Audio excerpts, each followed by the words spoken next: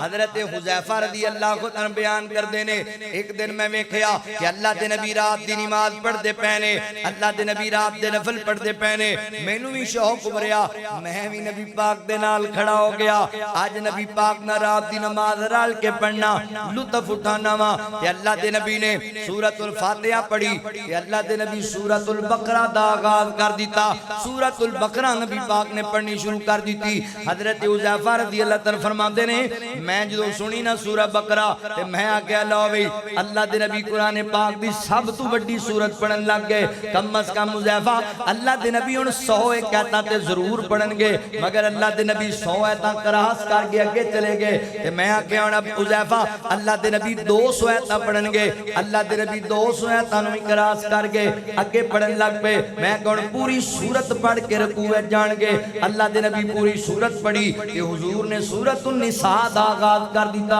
اللہ دے نبی نے سورہ نساء بھی پوری پڑھ دیتی میں کیا ہون رکوع جان گے اللہ دے نبی نے سورہ آل عمران شروع کر دیتی حضور نے سورہ آل عمران بھی ساری پڑھ دیتی میرے پیغمبر نے رات دی عبادت رات دی نماز ایک رکعت دے اکو قیام اندر میرے پیغمبر نے 5.25 پاریاں بھی تلاوت کر دیتی ہے قرآن پاک دیاں سب تو بڑیاں سورتاں دن میرے پیغمبر اکو رکعت پڑھ دیتیاں نے اللہ اکبر اے نبی پاک دی خلوت ہے اے میرے پیغمبر دی تنہائی دی نماز ہے اللہ اکبر دے ساڑھے بندے ایتھے امام صاحب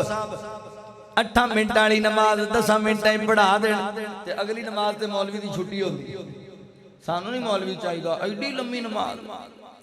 اے رمضان وچ کئی میرے ورگے بلیلر مسیتے ہی نہیں آئے بھی 1.5 گھنٹے دا قیام کرانا کاری صاحب کدی سجی لات تے کدی کھبی لات اللہ دے نبی نے اکو رکعت اندر 5.25 پارے پڑھ دیتے تے ساڈے ماشاءاللہ بندے نماز پڑھن آندے نے تے سجدے انج کردے نے جویں کمبا زمین تے ٹھونگے مار